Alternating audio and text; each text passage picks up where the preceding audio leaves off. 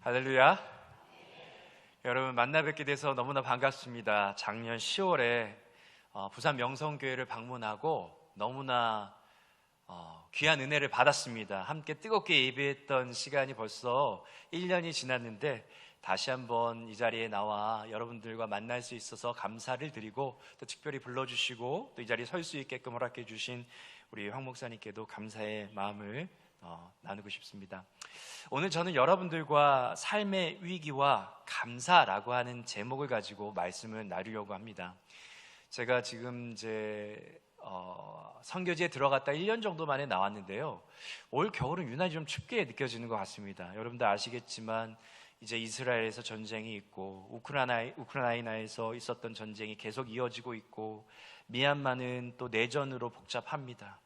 또 유가가 오르고 다들 이 물가가 많이 올랐다고 많이들 힘들어하고 계시더라고요. 제가 며칠 전에 추워서 어디 카페에 들어가가지고 이렇게 음식을 좀 시키는데 붕어빵 하나를 사려고 했어요. 붕어빵을 팔더라고요. 근데 그게 1,000원이더라고요. 한 봉지가 아니라 하나에 1,000원을 하더라고요.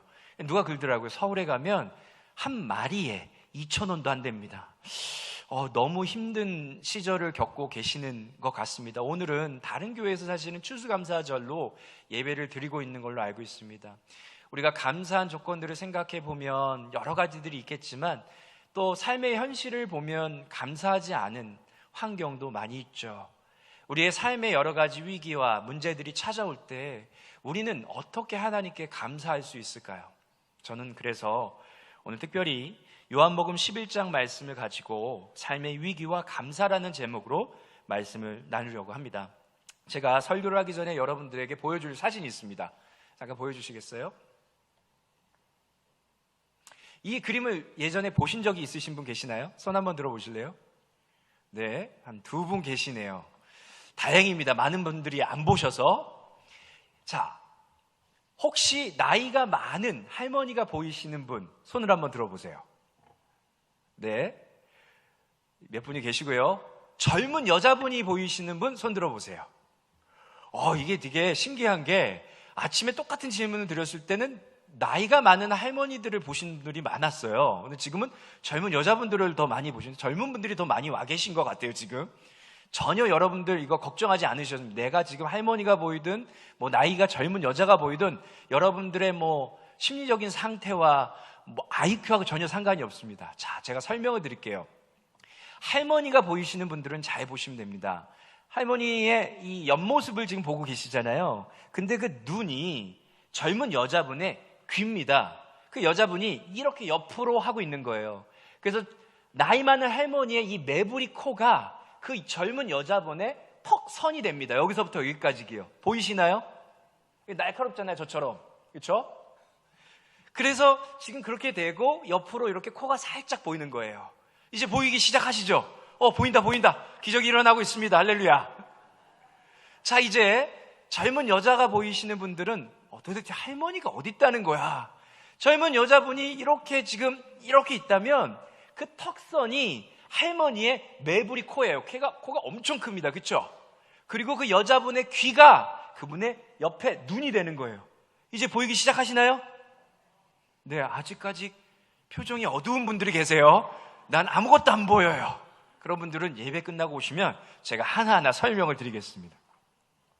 이 그림이 주는 교훈이 있어요. 뭐냐면 분명히 한 그림인데 우리가 그것을 어떻게 바라보느냐에 따라 이게 다르게 보인다는 거예요. 때로는 이것이 할머니처럼 보이기도 하지만 또 젊은 여자처럼 보이기도 합니다. 우리가 우리의 삶을 바라봄도 마찬가지예요. 삶의 여러 가지 위기들이 찾아오지만 그 위기를 우리가 어떤 관점으로 바라보느냐에 따라 위기가 아닐 수도 있다는 겁니다. 여러분이 잘 아시는 것처럼 위기라고 하는 한자를 보면 그 뜻이 이렇죠. 위태할 위자와 틀 기자입니다. 무슨 뜻이에요? 위기는 위태로움만 존재하는 것이 아니라 우리가 그것을 밟고 일어설 수 있는 어떤 기틀과 기회가 되기도 된다는 것이에요. 우리가 신앙의 눈으로 바라볼 때 우리의 삶의 문제 또한 그렇습니다. 그것이 우리를 위협하고 어렵게 만드는 삶의 고통을 넘어 우리가 믿음으로 볼 때 무엇이 된다고요? 기회가 될 수 있다는 것이에요. 믿으십니까? 오늘 그러면 나사로의 삶에서 엄청난 위기가 다가오고 있습니다. 그렇죠? 나사로가 마르다와 마리아 모두 다 예수 그리스도를 사랑했던 가정이에요. 특별히 성경에 많은 인물들이 나오지만 사랑이라고 묘사가 될 수 있는 가정이었습니다. 우리가 조금 이따 그것을 찾아볼 텐데 이런 가정의 위기가 찾아왔습니다. 근데 그 위기의 순간에 도대체 어떠한 감사의 조건을 우리가 찾아볼 수 있을까요? 분명한 위기가 있지만 그 위기 속에 분명한 기회가 있는 것을 여러분들과 나누고 싶습니다. 저는 특별히 세 가지를 여러분들과 나누고 싶은데요. 첫 번째, 나사로의 가정에 다가온 위기 속에 보여주는 기회는 어떤 기회였나? 함께 따라해 보실까요? 주님의 사랑을 더 깊이 체험할 기회. 그렇습니다. 나사로가 처한 위기는 위기로 끝나는 것이 아니라 주님의 사랑을 더 깊이 체험할 수 있는 기회였습니다.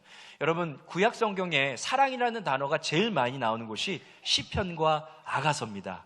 그런데 신약 성경에서 사랑이라는 단어가 제일 많이 나오는 곳이 어디인지 알고 계세요? 바로 요한복음입니다. 총 39회가 나왔는데요. 우리가 너무나도 잘 알고 있듯이 요한복음 3장 16절 아주 위대한 사랑장이잖아요. 어떻게 시작됩니까? 하나님이 세상을 이처럼 사랑하사. 요한복음은 사랑장이에요.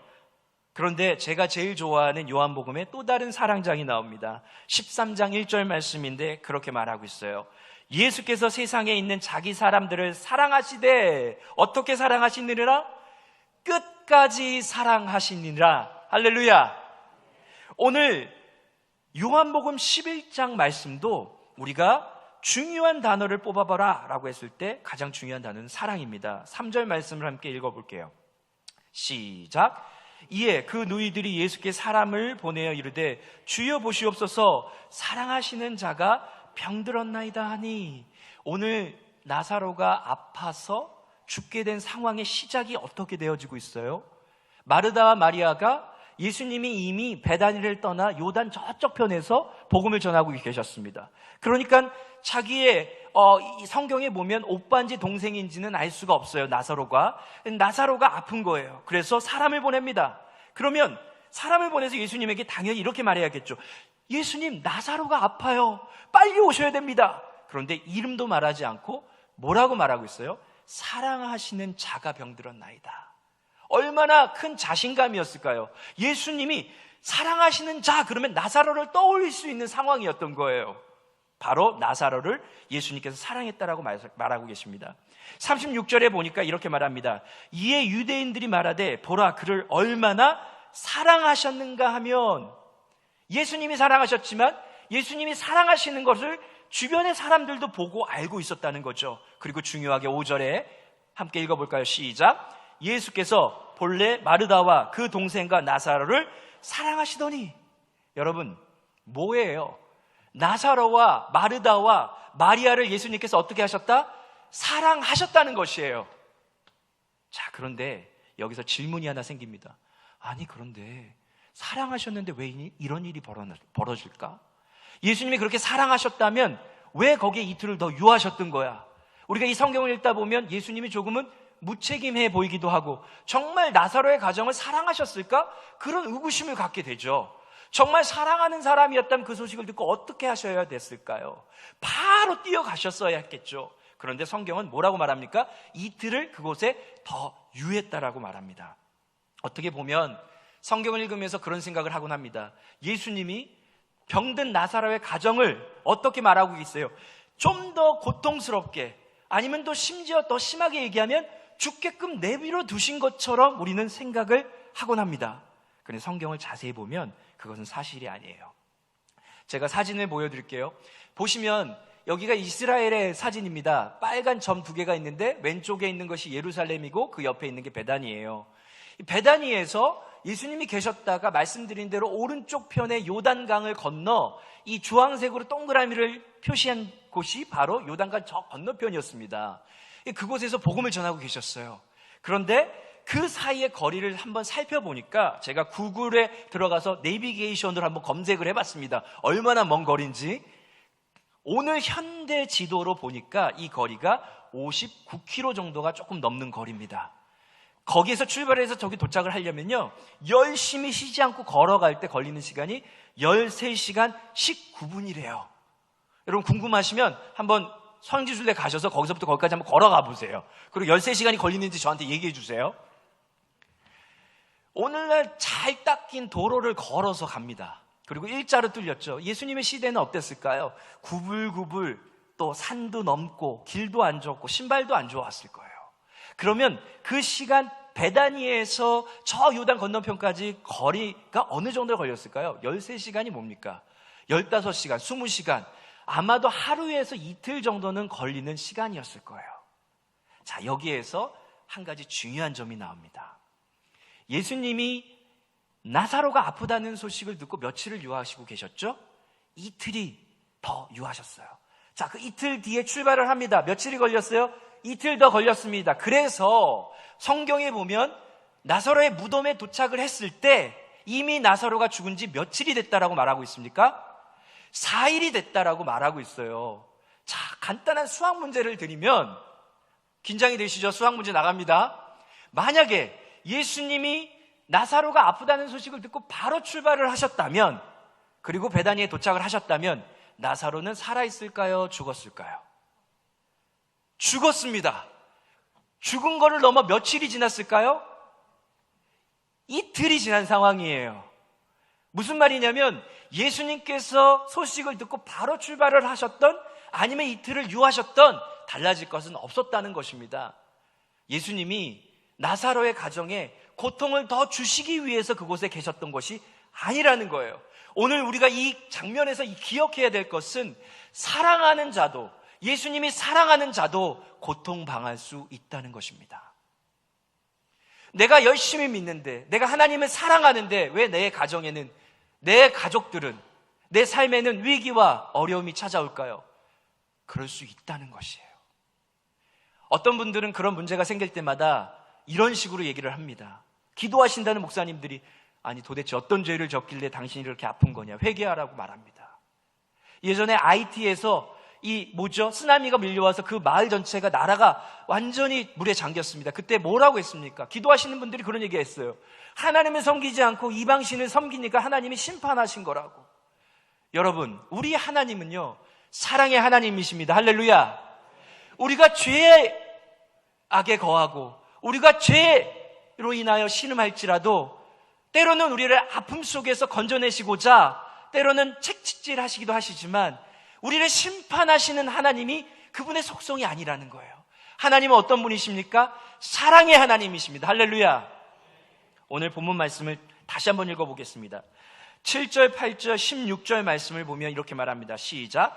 그 후에 제자들에게 이르시되 유대로 다시 가자 하시니, 제자들이 말하되 랍비여, 방금도 유대인들이 돌로 치려 하였는데 또 그리로 가시려 하나이까? 16절. 디드모라 하는 도마가 다른 제자들에게 말하되 우리도 주와 함께 죽으러 가자 하니라. 이미 예수님이 이틀이 지나시고 출발을 하실 때 그곳에 도착을 해도 나사로는 죽어 있었을 겁니다. 그런데 오늘 성경에 보면 뭐라고 말합니까? 예수님 베다니를 떠나야 됐던 이유는 그곳에서 있었던 사람들이 예수님을 돌로 치려 했었어요. 그러니까 다시 베다니로 돌아간다고 하니까 제자들이 하는 말입니까? 예수님, 왜 그곳에 가서 다시 죽으려고 하십니까? 그랬더니 예수님이 가신다고 했어요. 그랬더니 뭐라고 합니까? 우리도 같이 죽으러 가자라고 제자들이 얘기하고 있는 거잖아요. 무슨 말이에요? 예수님은 이미 죽은 나사로지만 그 나사로를 보시기 위해서 죽음도 불사하시고 그것으로 한 걸음 한 걸음 나아가고 계신 것입니다. 그곳에 도착해서 예수님이 33절, 35절, 36절에 이렇게 말씀하고 계십니다. 시작. 예수께서 그가 우는 것과 또 함께 온 유대인들이 우는 것을 보시고 심령이 비통히 여기시고 불쌍히 여기사, 또한 35절에 가장 중요하게 이렇게 말합니다. 예수께서 눈물을 흘리시더라. 여러분 생각해 보세요. 예수님은 죽은 나사로를 살릴 수 있는 분이셨습니다. 믿으십니까? 근데 왜 거기서 우셔야 됐을까요? 제가 예수님이었다면 울 이유가 없는 거예요. 왜냐하면 내가 죽은 나사로를 살리려고 여기 왔으니까 살리면 되시잖아요. 근데 왜 우셨냐는 거예요. 이유는 간단합니다. 예수님은 그 순간 고통받고 있는 나사로의 가정과 그 이스라엘 백성들의 고통과 아픔조차도 함께하며 느끼고 계셨다는 거예요. 예수님은 우리가 기도할 때 우리의 삶에 기적을 베푸실 줄 믿습니다. 할렐루야. 여러분의 질병을 고쳐주실 수 있는 하나님을 믿으세요?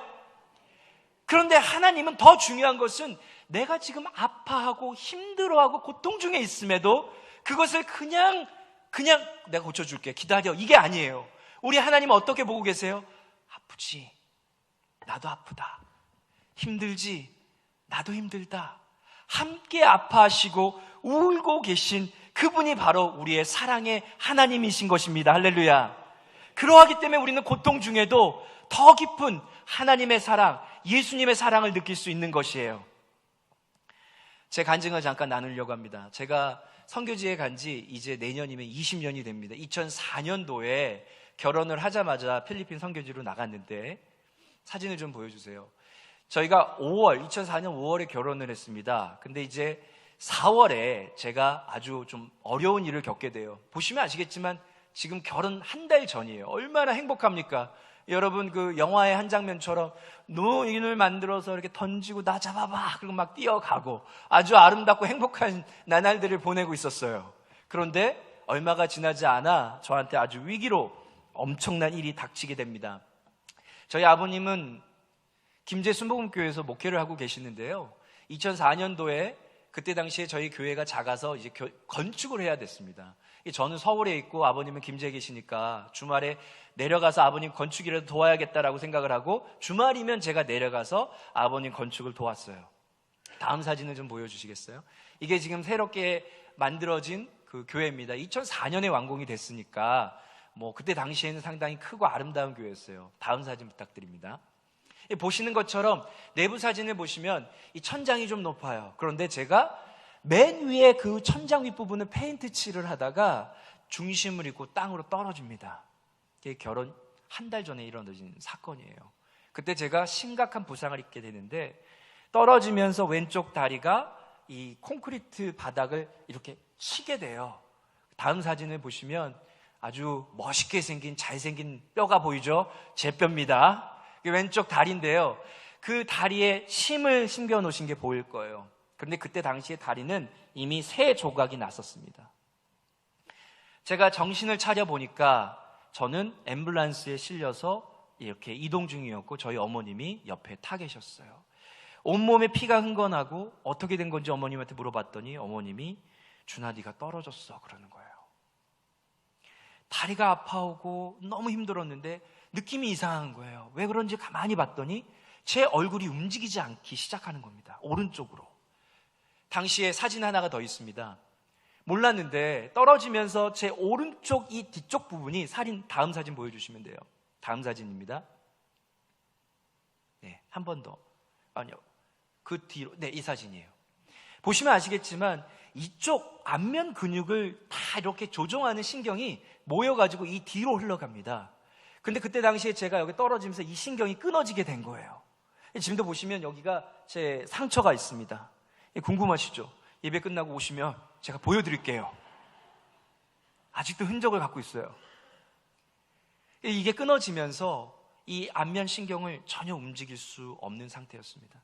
제가 원광대 병원으로 갔는데 병원에서 하는 얘기가 다리는 수술을 하면 2년 정도 기부술을 하면 납니다 라고 얘기하지만 오른쪽에 있는 이 안면 마비는 저희가 할 수 있는 게 없는 거예요 라고 얘기를 하시는 거예요. 그래서 어쩔 수 없이 전북대 병원으로 다시 이동을 합니다. 갔더니 전북대 병원에서도 똑같은 얘기를 하는 거예요. 어떻게 해야 되나 고민을 하다가 결국에는 그러면 제일 큰 병원으로 가자. 그때 당시에 제일 권위자가 있었던 영동 세브란스로 제가 후송을 해서 병원에 도착을 합니다. 그런데 병원에 도착을 하니까 정형외과 의사가 얘기하는 겁니다. 이 다리는 수술을 하면 1년이면 납니다. 할렐루야! 2년에서 1년으로 줄었습니다. 자, 그런데 안타까운 소식을 또 해주시는 것은 이 뒤에 신경이 끊긴 부분을 우리가 수술을 해서 확보는 할 수 있지만 이것이 낫는다는 보장은 할 수는 없어요. 하늘이 무너지는 것 같은 느낌이었습니다. 여러분 생각을 해보세요.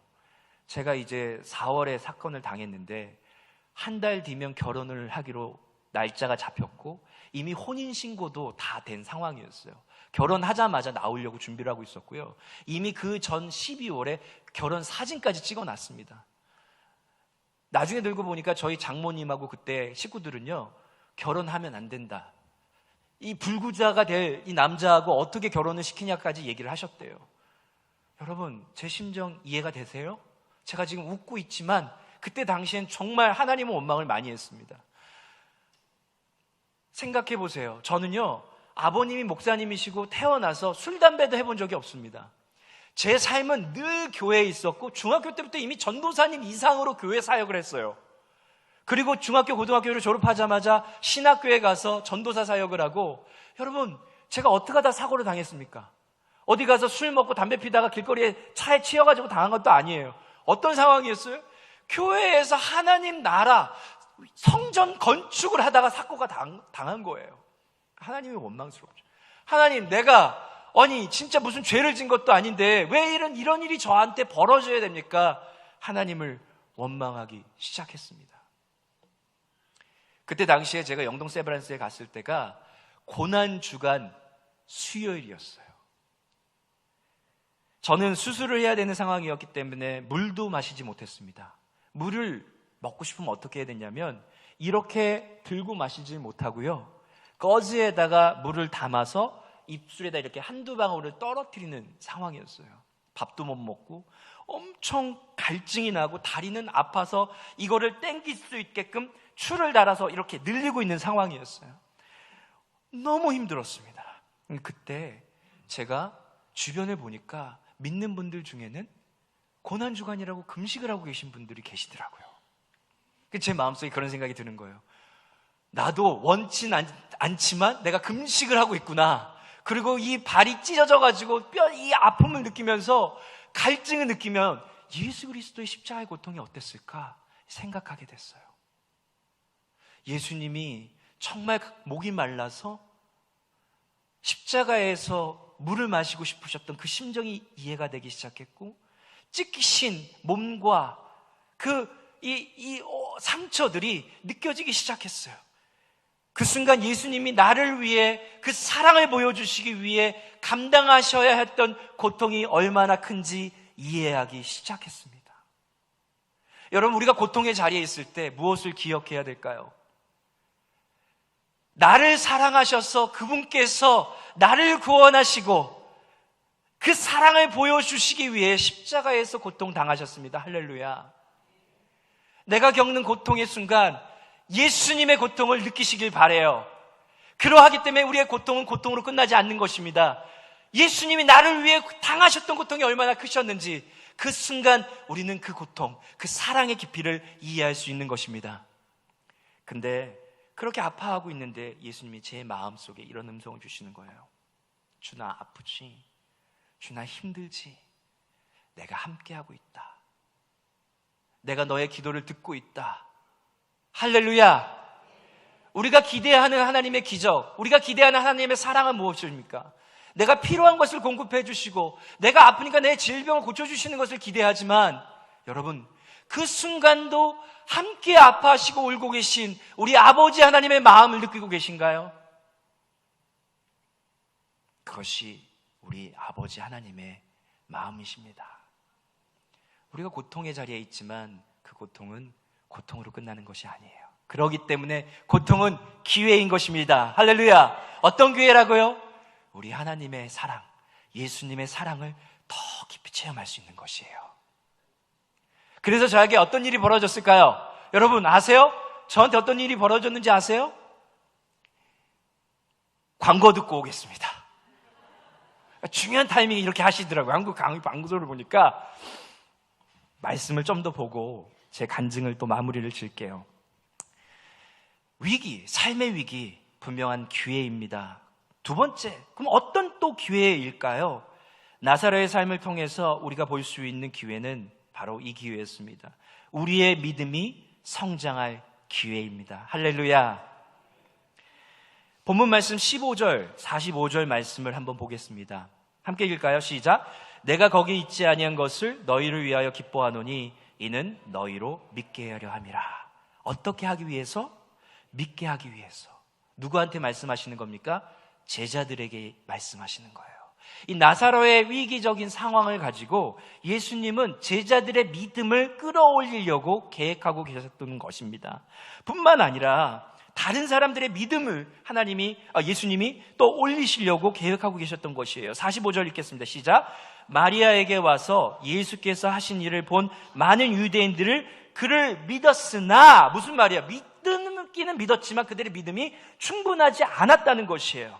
더 중요하게 나사로의 가정, 하나님께서 그들이 예수 그리스도를 통해 믿음을 키우시길 원하셨는데요. 40절에 보면 이렇게 말합니다. 예수께서 이르시되 내 말이 내가 믿으면 하나님의 영광을 보리라 하지 아니하였느냐 하시니, 이렇게 보면 마르다와 마리아가 믿음이 없는 사람인 것처럼 보여집니다. 그런데 정작 32절, 21절 말씀을 보면 이들에게는 굉장한 믿음이 있었어요. 32절 말씀을 읽어보겠습니다. 시작. 마리아가 예수 계신 곳에 가서 배웠고 그 발 앞에 엎드려 이르되 주께서 여기 계셨더라면 내 오라버니가 죽지 아니하였겠나이다. 21절 마르다가 예수께 여짜오되 주께서 여기 계셨더라면 내 오라버니가 죽지 아니하였겠나이다. 할렐루야. 무슨 믿음입니까? 예수님은 어떤 질병도 고칠 수 있는 분이라는 것을 마리아와 마르다는 믿고 있었습니다. 할렐루야. 여러분, 그런 믿음이 있으세요? 우리가 믿는다고 하지만 정작 우리가 그런 기도를 할 때 하나님 고쳐주실까? 우리는 그런 믿음이 없는 우리의 모습을 보게 됩니다. 근데 마리아와 마리다를 보세요. 예수님이 계셨다면 기적이 일어났을 거라고 분명히 믿고 있었어요. 그런데 뭐가 모자라서 이들의 믿음이 부족하다라고 예수님은 생각하셨을까요? 24절, 39절, 23절 말씀을 먼저 읽으면 이럽니다. 예수께서 이르시되 내 오라비가 다시 살아나리라. 내가 병든 자를 고칠 수 있을 뿐만이 아니라 죽은 자도 살릴 수 있다. 그렇게 말씀하셨어요. 마르다가 24절에 말합니다. 마르다가 이르되 마지막 날 부활 때에는 다시 살아날 줄을 내가 아나이다. 무슨 말을 하고 있는 거예요? 지금 죽은 자를 살리겠다고 예수님 말씀하시는데 그 일이 일어나지 않는다라고 얘기하고 있는 겁니다. 예수님께서 다시 39절에 말합니다. 돌을 옮겨 놓으라 하시니 그 죽은 자의 누이 마르다가 이르되 주여 죽은 지가 나흘이 되었음에 벌써 냄새가 나나이다. 여러분 보세요. 마리아와 마리다는 이미 대단한 믿음을 가지고 있었고 예수님을 사랑했던 자였습니다. 그런데 예수님은 그 믿음에 그들이 머무르기를 원치 않으셨어요. 어떻게 원하셨어요? 믿음이 더 성장하길 원하셨습니다. 질병을 고치시는 예수가 죽은 자도 살릴 수 있는 예수인 것을 가르쳐 주시길 원하셨습니다. 할렐루야. 여러분 삶에 어려움이 있습니까? 도전이 있습니까? 여러분 그곳에서 여러분 만나주신 하나님 경험하셨나요? 할렐루야. 이제 하나님께서 말씀하십니다. 내가 너희의 믿음을 더 한층 높이 끌어올릴 것이다. 할렐루야. 그렇기 때문에 우리의 삶의 위기와 어려움이 올 때 우리의 믿음의 눈으로 바라보는 것이에요. 이것은 나를 힘들게 하는 고통이 아니야. 내 믿음이 자라날 수 있는 환경인 것이야. 할렐루야. 기적이 일어납니다. 33절 말씀을 보면 예수님께서 특별한 단어를 쓰세요. 예수께서 그의 우는 것과 또 함께 온 유대인들의 우는 것을 보시고 심령에 통분히 여기시고 민망히 여기사 38절에 똑같은 표현을 씁니다. 이에 예수께서 다시 속으로 통분히 여기시며, 우리가 이 장면을 보면 예수님께서 함께 마음 아파하시는 장면이라고 생각을 하고 있는데 맞습니다. 그런데 통분히 여기다라고 하는 단어는 좀 더 독특한 의미를 갖고 있어요. 헬라어 원어를 보면 엠브리 마오마이라고 하는 단어입니다. 이 뜻은요, 동물의 특정한 행동을 묘사하는 단어로 쓰였어요. 사람에게는 잘 쓰지 않는 단어입니다. 어떤 단어냐면 말이 흥분을 하면 이 코에서 거친 발음이 나오지 않습니까? 막 뿜어내잖아요. 그래서 화가 나고 흥분된 상태를 표현할 때 쓰는 단어가 엠브리 마오마이입니다. 그런데 예수님의 마음이 어땠다고요? 엠브로 마오마이, 말처럼 막 코에서 바람이 나오는 거예요. 어떤 상황입니까? 분명히 믿음 없는 자들의 마음, 아파하는 자들의 마음, 그것을 고통을 함께 느끼고 계시지만 그 이상 넘어 그들의 믿음 없는 모습을 보시며 안타까워하고 계시는 특별한 마음을 성경이 말해주고 있다는 것입니다. 그렇기 때문에 오늘 나사로의 마음, 이 일은 사랑과 믿음이라고 하는 단어가 너무나 중요한 것이에요. 이 위기를 통해서 그리스도의 사랑을 느끼고 우리의 믿음이 더 성장하기를 원하시는 예수 그리스도의 모습을, 그것을 원하시는 그 예수 그리스도의 마음을 우리가 볼 수 있는 것입니다. 저한테 어떤 일이 일어났냐면요, 부활절에 고통을 당하고 있을 때 제 마음속에 이런 마음이 들었습니다. 이게 고난주간인데 고난은 고난으로 끝나지 않았지. 바로 죽으신 예수 그리스도께서 부활하신다. 할렐루야. 내가 예수님의 십자가의 고통에 동참을 했으니까 내가 예수님과 그 부활에 동참할 거야 라고 하는 믿음을 주시는 거예요. 제 믿음이 성장하기 시작했습니다. 드디어, 그렇지, 이번 주일 부활절 주님이 날 고쳐주시는구나. 내가 이제 목회자가 됐는데 나한테 간증거리를 주시겠지. 믿음이 자라나기 시작합니다. 고쳐주시겠지. 기도로 준비했어요. 그리고 기다리던 주일이 찾아왔습니다. 영동 세브란스에 모여서 예배할 수 있는 채플룸이 있었는데 그곳에 가서 이제 기적을 준비하는 거예요. 주님, 기적 보여주세요. 오늘 준비되어 있습니다. 할렐루야. 그러고서 예배를 시작합니다. 그런데 예배가 시작되자마자 뭔가가 잘못됐다는 걸 느끼기 시작했어요. 저는 뜨겁게 찬양을 하면서 할렐루야, 주님 부활하셨네 소리 지르면 탁 그냥 팍팍팍 고쳐지는 그런 장면을 예상하고 있었거든요. 그런데 환자분들만 앉아 계시는데 피아노 한 대를 갖다 놓고서 아주 힘없이 찬양을 하는 겁니다. 거룩 거룩 거룩.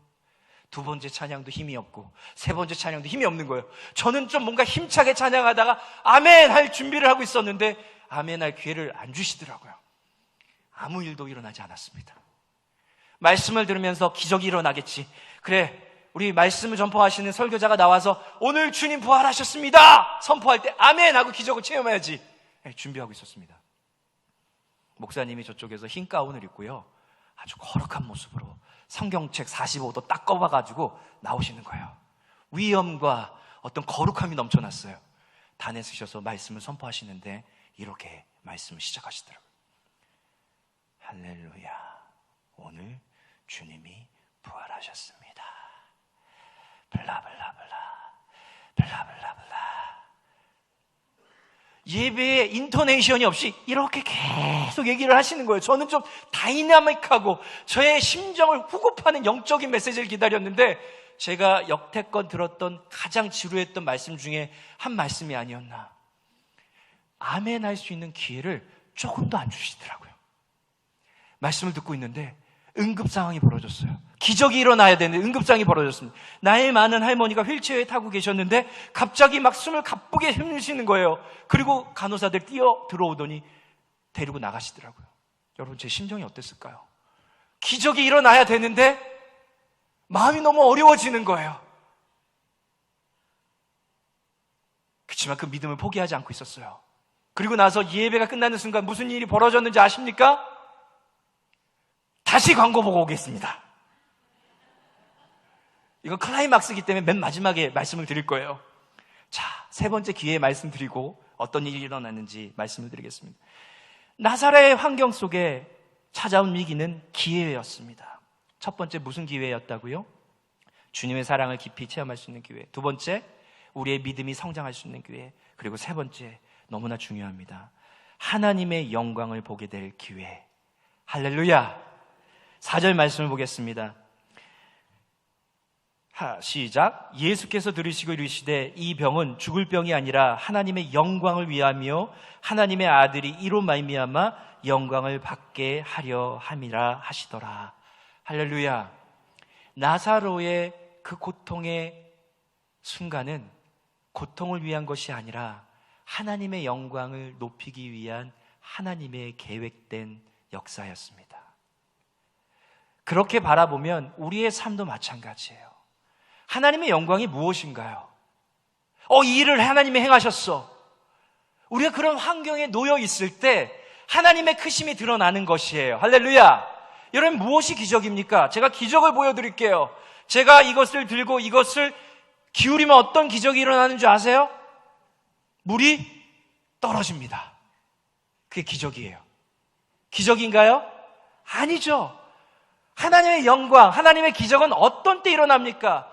우리의 삶 가운데 희망이 없고 무엇인가 할 수 없는 절체절명의 순간에 있을 때, 오직 하나님이셔야만 할 때 하나님의 영광과 기적이 일어나는 것입니다. 오늘 본문 말씀에 첫 질문으로 다시 돌아가면 아주 중요한 부분이 나옵니다. 그러면 예수님이 왜 도대체 이틀을 요단강 저 건너편에 더 유하여야만 하셨을까요? 이거는 우리에게 풀리지 않는 숙제예요. 그렇죠? 아니, 알겠어요. 목사님, 예수님께서 나사로를 죽게 내버려둔 것도 아니고 나사로에게 고통을 더 주기 위한 것도 아니었어요. 근데 왜 이틀을 더 유하셨습니까? 다시 당시의 고대 근동 문화를 보면 랍비들에겐 그러한 믿음이 있었다고 합니다. 뭐냐면 사람이 죽어도요, 죽었다고 믿지 않았어요. 죽은 영혼이 그 몸을 빠져나와서 그 위에 머문다라고 생각했습니다. 며칠 동안? 3일 동안은 머문다고 생각을 했대요. 그러니까 예수님이 만약에 그 소식을 듣고 도착을 하셨다면 나사로는 죽은 지 이틀이 된 상황입니다. 그렇죠? 그리고 고쳐셨다면 그 쪽에 있었던 사람들 중에는 뭐라고 생각을 했었냐면 죽은 자가 살아난 것이 아니라 아팠던 자가 살아났다라고 생각했을 수도 있었다는 것이에요. 무슨 상황입니까? 예수님은 의도적으로 이틀을 기다리셨어요. 언제까지? 모든 희망이 없어진 그 순간까지 기다리셨어요. 우리의 삶에 모든 희망이 사라지고 우리가 할 수 없는 것이 없다라고 생각이 되어질 때 예수님께서 들어오시는 것입니다. 어떻게 해요? 내가 행하겠다. 내가 기적을 행하겠다. 할렐루야. 저에게도 그런 일이 벌어졌습니다. 예배를 드리는 내내 아무 일도 일어나지 않았어요.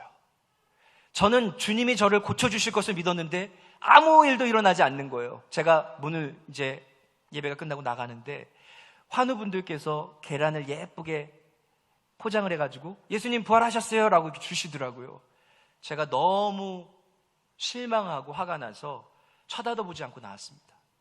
제 병실에 들어가서 커튼을 치고 울기 시작을 했어요. 한 2시간 정도를 그냥 울었던 것 같습니다. 하나님한테 불평을 했어요. 하나님, 이게 뭐예요? 제가 여태까지 하나님 위해 살아왔고 또 결혼하고서 선교지까지 가서 하나님 나라를 위해 살겠다고 하는데 왜 이러시는 거예요? 제 인생을 가지고 장난을 치십니까? 라고까지 하며 하나님은 원망했습니다. 그렇게 원망을 하고 있는데 제 마음속 한구석에서 하나님이 감동의 음성을 주시는 거예요. 뭐라고 말씀하시냐면, 준아, 내가 너를 지금 고쳐줄 수 있는데 그래서 뭐? 제가 제 귀를 의심했습니다. 하나님 다시 말씀하시는 거예요. 내가 너를 지금 고쳐줄 수 있는데 그래서 뭐? 제가 그 순간 마음이 무너지기 시작했습니다. 저는 그 고통의 자리에서 하나님을 보기보다 하나님이 무엇을 행하실 것인지 그것만을 기대했어요. 저는 예수님의 얼굴을 보기보다 예수님이 내게 주시고자 하는 것이 뭐지? 그 손만 바라보고 있었어요. 저는 그 고통의 자리에서 하나님께서 이루시고자 하는 뜻을 분별하기보다 내가 원하는 것이 이거예요 라고 하나님께 간구하기에 바빴어요. 내가 수많은 날을 주님을 위해 살아온다고 했지만 내가 정말 주님을 진짜 사랑하며 한순간 한순간 주님과 동행하며 살아왔나? 그 시간들을 하나님 보여주시는데 회개하기 시작했어요. 하나님, 이 아둔한 자를 용서해 주세요. 회개하기 시작했어요. 그리고 기도합니다. 하나님, 이 무식하고 이 죄인 같은 놈은 고쳐주지 마십시오. 하나님 고쳐주시면요, 저는 그거 좋아가지고 일주일 정도 막 좋다고 하다가 또 잊어버릴 거예요. 그런데 제가 이 얼굴을 평생 못 움직일지라도 거울을 볼 때마다 그래, 나는 그래서 주님의 은혜가 필요해. 난 주님 없이는 살 수 없는 존재라는 것을 느낄 수 있다면 주님, 저 그걸로 만족하고 살게요. 그런 고백이 나오더라고요. 근데 그 고백을 하는데 제 마음속 한 곳에서 너무 평안한 거예요. 정말 그렇게 살 수 있을 것 같은 거예요. 그런데 여러분 아세요? 갑자기 아무것도 느껴지지 않던 오른쪽 얼굴에서 따뜻한 느낌이 섬세하게 느껴지기 시작하는 거예요. 만지지 않는데 뭔가가 따뜻한 게 움직이기 시작을 해요. 제가 그때 당시에 결혼하지 않았는데 제 아내가 전재현 사모입니다. 이제 재현아 일로 와봐. 여기 뭐가 움직여. 빨리 와. 봐봐. 재현이가 와가지고 제 얼굴 쳐다봅니다. 1분간을 이러고 쳐다봐요. 움직이지도 않고, 그리고 이렇게 말합니다. 에이, 뭐가 아무것도 안 보여. 더 실망하는 거예요. 그렇지만 괜찮았어요. 왜냐하면 저는 그렇게라도 주님의 은혜가 있다면 살아갈 수 있을 것을 알고 있었기에 전 감사했습니다. 근데 그 다음날 아침에 화장실에 들어가서 양치질을 하려고 들었는데 여러분, 움직이기 시작하는 거예요. 할렐루야. 주님이 고쳐주셨습니다. 우리 주님께 영광의 박수 올려드릴게요. 할렐루야. 의사가 왔어요. 제가 그날 저녁까지 사실은 수술을 받을 건지 안 받을 건지 얘기해달라고 했습니다. 저희가 의사 선생님한테 부활절까지 기다려달라고 얘기를 한 거예요. 왜? 부활절날 기적이 일어나야 되는데 안 일어나면 수술을 받으려고 생각을 하고 있었던 거예요. 근데 그날 저녁에 제가 수술을 안 받겠다라고 말씀을 드렸고 그 다음날 아침에 의사를 불렀습니다. 그런데 의사가 보더니 어떻게 된 거예요? 움직이네요. 막 그러는 거예요. 제가 의사 선생님 어떻게 하면 됩니까? 의사 선생님이 이렇게 얘기를 하더라고요. 이게 무슨 일이에요? 기적이 일어난대요. 집에 가시면 됩니다. 기적이 일어났습니다. 할렐루야. 다음 장면 보여주실래요?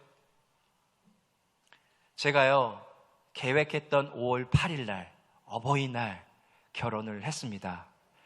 저희 교회에서 성전이 건축이 되고 제가 1호로 결혼을 했고요.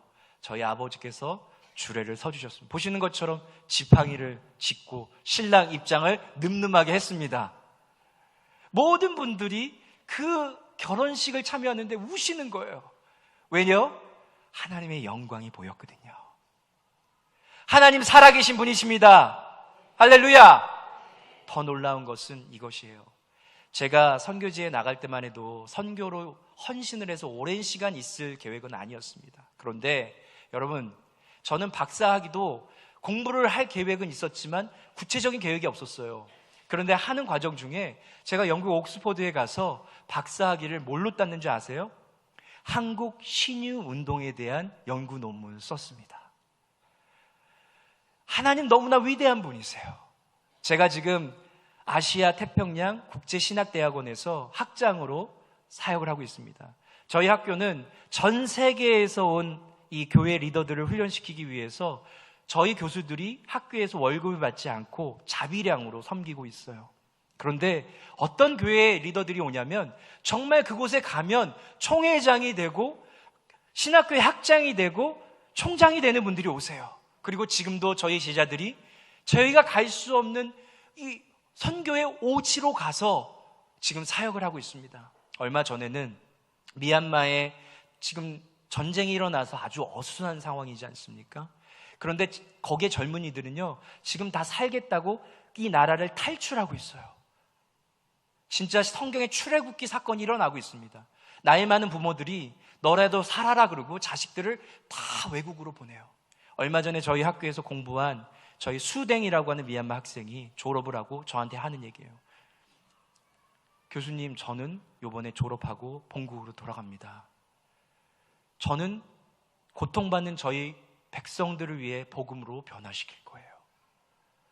너무 귀한 거예요. 남들은 다 살겠다고 나오는데 저희 학교 학생들은 제가 들어가서 다시 그 영혼을 살리겠습니다 하고 들어가는 거예요. 얼마 전에 연락을 받았는데 너무나 눈물이 났습니다. 집 앞에서 폭탄이 터졌는데요. 그때 미얀마 군부 경찰이 다친 거예요. 그 집 근처에 산다는 이유만으로 감옥에 끌려가 들어갔어요. 그리고 그곳에서 엄청난 고초를 겪게 됩니다. 저희들이 그 수댕이라는 목사님을 위해서 엄청 기도를 했습니다. 그리고 나서 2주 정도가 지나고 나서 즐거운 소식이 들려왔습니다. 감옥에서 나왔대요. 그래서 제가 그날 바로 화상 전화를 했습니다. 그런데 그 친구가 저한테 한 얘기가 제 마음을 무너지게 했어요. 뭐라고 얘기를 했냐면, 저는 감사해요, 목사님. 괜찮냐고, 고통은 안 받았냐고 하는데 저한테 얘기하는 게 힘들었지만 감사해요 그러는 거예요. 왜 그러냐 그랬더니 제가 감옥에 갇혀 있는데 같이 감옥에 갇혀 있었던 미얀마 동포들에게 예수님의 복음을 전했습니다 라고 얘기하는 거예요. 그가 그 고통의 자리에서도 예수 그리스도의 영광을 드러높이기 위해 얼마나 부단한 애를 썼는지 너무나 감사했어요. 여러분, 그것이 감사의 조건이 되어야 되지 않을까요? 우리의 삶이 어려움과 힘듦 속에 있을지라도 우리는 그리스도의 영광을 위해 나아가는 것입니다. 제가 좋아하는 옛날 찬양 중에 하나가 뭔지 아세요? 가시밭에 백합과 예수 향기 날리네 할렐루야 아멘. 같이 불러볼까요? 가시밭에 백합과 예수 향기 날리네 할렐루야 아멘. 가시밭에 백합화가 바람이 불면 이쪽 저쪽 흔들리죠. 그렇지만 흔들리고 가시에 찔리면 찔릴수록 그 향기가 아름답게 퍼져가는 것입니다. 우리가 삶의 고통의 자리에 있던, 행복의 자리에 있던 예수님의 이름이 드높여지길 주님의 이름으로 축원합니다. 오직 예수의 향기만이 우리의 삶을 통해 전파되어질 수 있기를 소망합니다. 그러하기에 우리의 삶의 위기는 위기가 아닌 것입니다. 할렐루야. 믿음의 눈으로 기회를 바라보시길 바랍니다. 삶의 자리에서 일어나시길 바라요. 예수님의 영광을 위해서요.